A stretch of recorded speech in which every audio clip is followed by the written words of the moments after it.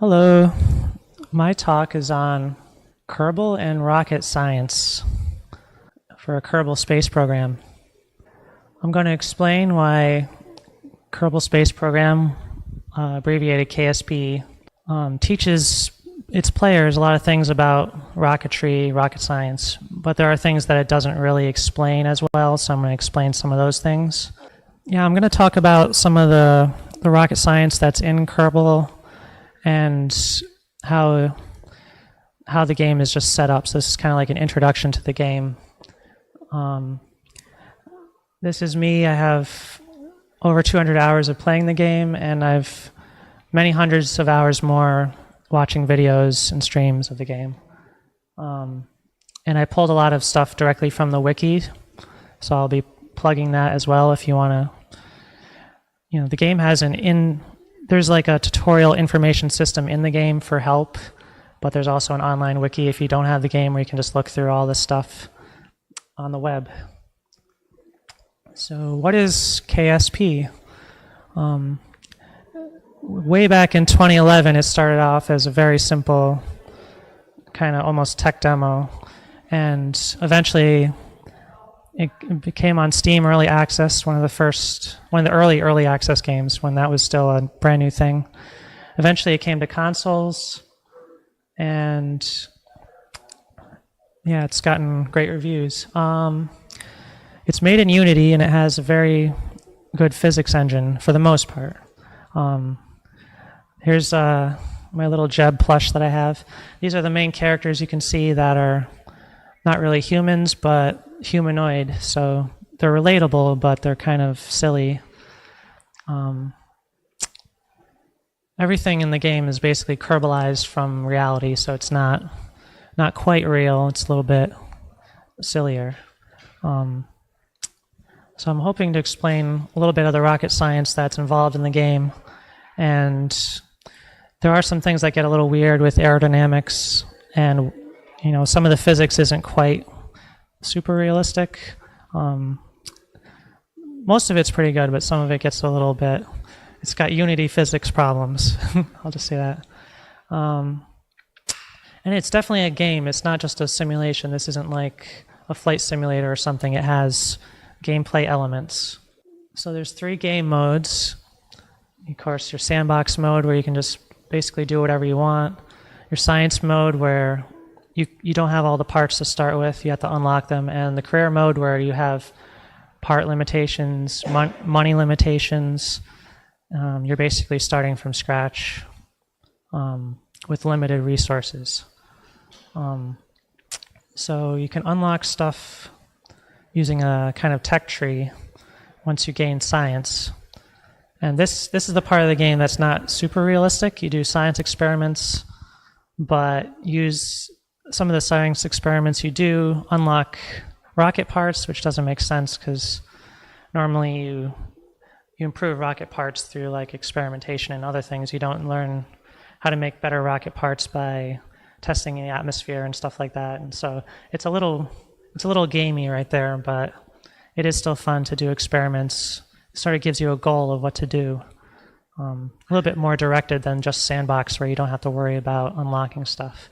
And then there's the career mode, where it's more like a realistic depiction of trying to make a space program work from scratch. So this is what the tech tree looks like. And each one of these items is not a part, it's like a group of parts. So you start with very few parts when you're playing in certain modes, and it just expands in this tree. And with each level, you're increasing the amount of science you have to gather to unlock the next thing. So it does kind of get a little grindy or slow down as you get towards the end. That's where people end up farming science in any way they can just to get through it. So this is your main hub of the game, which again is drawn on kind of real places. So you have the vehicle assembly building for building rockets. This is based on like NASA's vertical assembly building. So it's a very tall, massive building where you can fit the tallest rockets that you can launch, basically. And in career mode, a lot of these things will start off in a career mode, a lot of these things will start off in a kind of lower tiered state. Like the runway will be dirt, and you have to upgrade it over time. So it has, whereas in the other modes, you just sort of get the whole thing fully upgraded from the start. The spaceplane hangar is similar to an airplane hangar, because that's where you build stuff that you're going to launch on the runway. And the main difference is, again, like the vertical launch means your vehicle doesn't have a runway, so it's basically going to go straight up into the air, whereas the horizontal launch means you're going to go down the runway. So you can launch vertically from the runway, but it's kind of designed for something that's going to roll down the runway. But technically, you can launch vertically from there too. The tracking station brings you to like a map, like an overview of the whole solar system, where you can see where all your vehicles are and sort of track them. Oh, that arrow is missing. The astronaut complex is there. That's where you can look at all your Kerbals and what their skill levels are and jobs. There's a scientist job, there's a pilot job, and there's an engineer job, and they each come with their own quirks in terms of what skills they have. Just like astronauts have different skills. The flagpole is part of the astronaut complex. You can just change what kind of flag you have. That's the launch pad. That's where your rockets will appear just kind of magically appear. It's also a pretty realistic launch pad where they have like flame trenches where the smoke comes out and stuff. So it's all modeled off kind of a realistic looking facilities. The runway is pretty basic. It's just a big slab.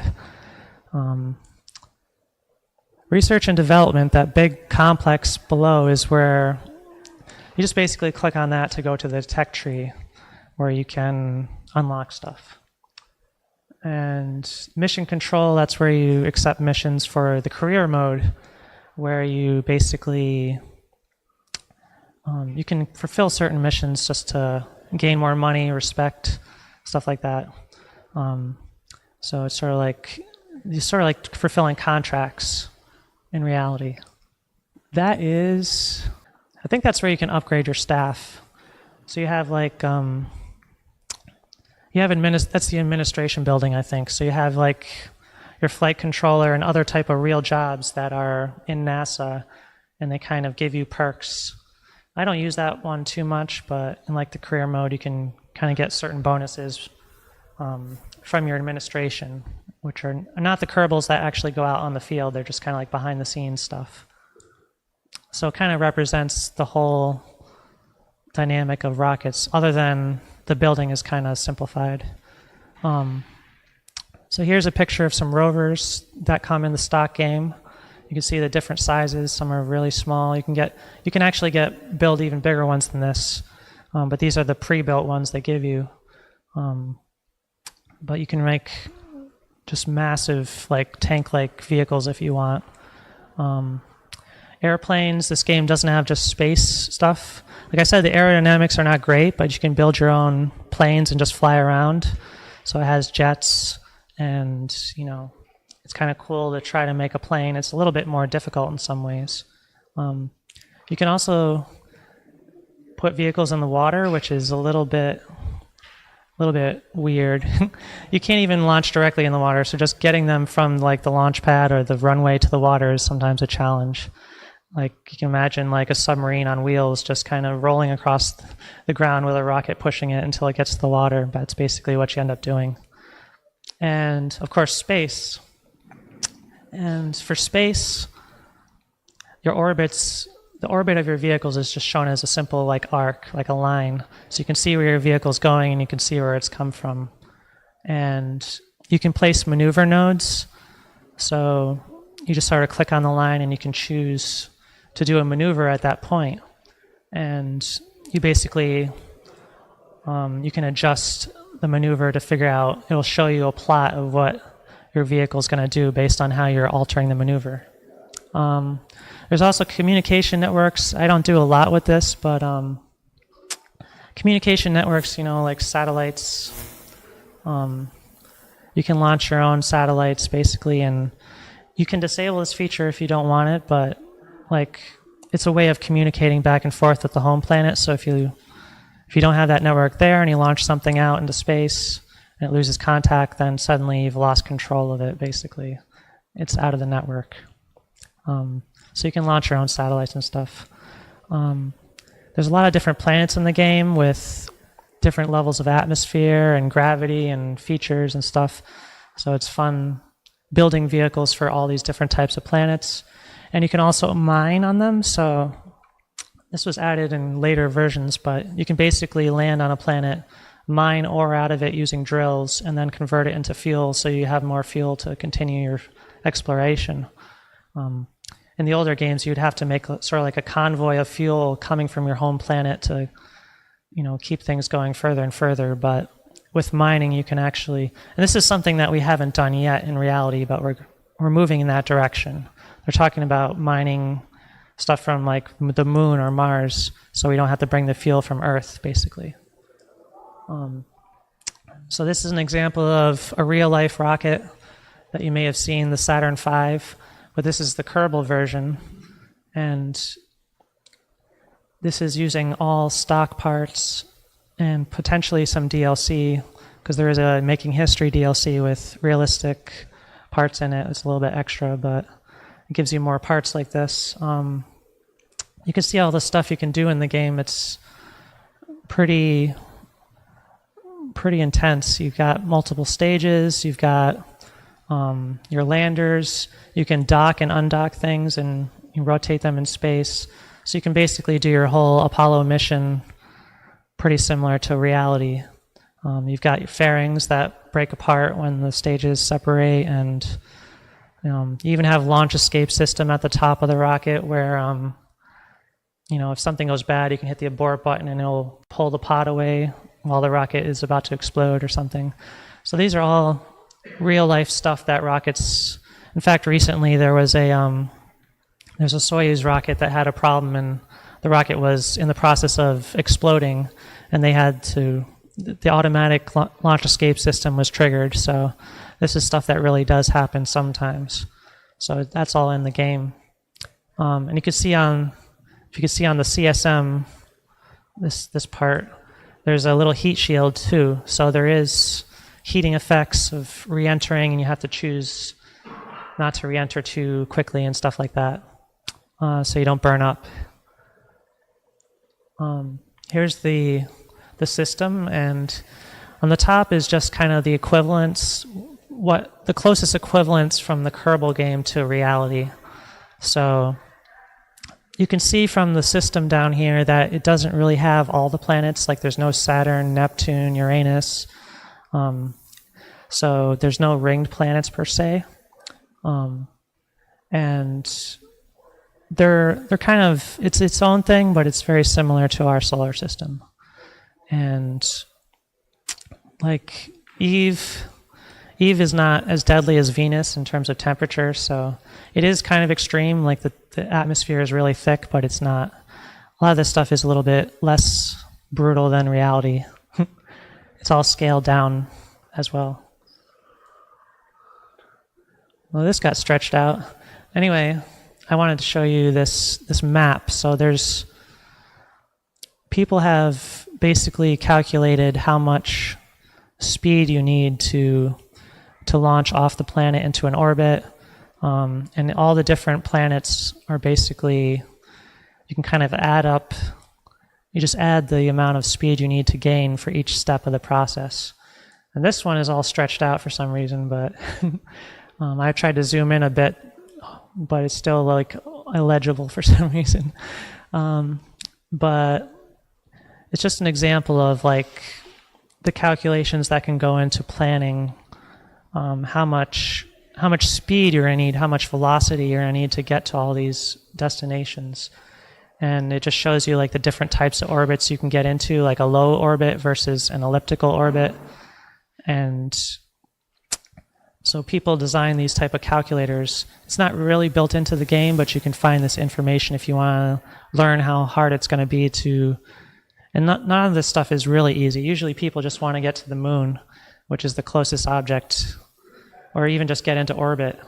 Just get into orbit around the home planet is a difficult thing sometimes.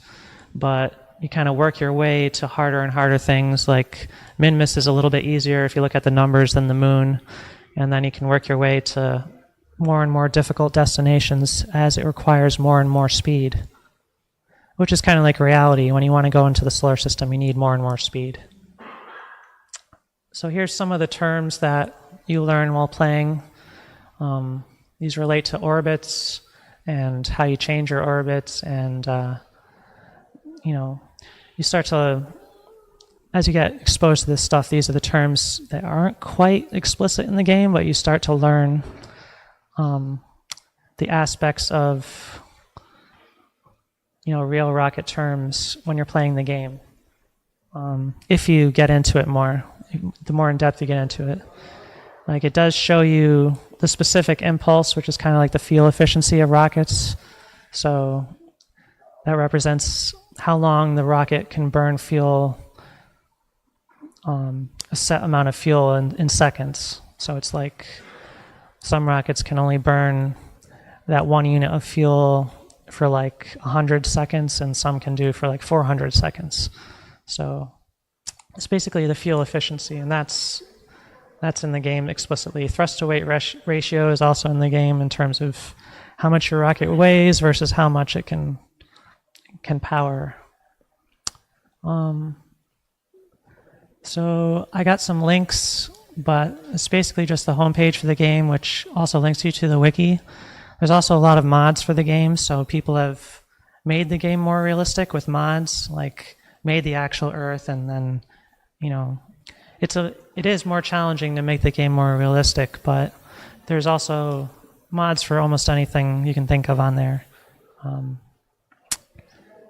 Kerbal X is a good place to go if you're in Kerbal and you want to download spacecraft. Like this one is an entire international space station that somebody made, and he actually launches the whole thing in one rocket launch. So unlike the real space station where you launch it in pieces, this one was launched as one unit somehow, which is pretty impressive.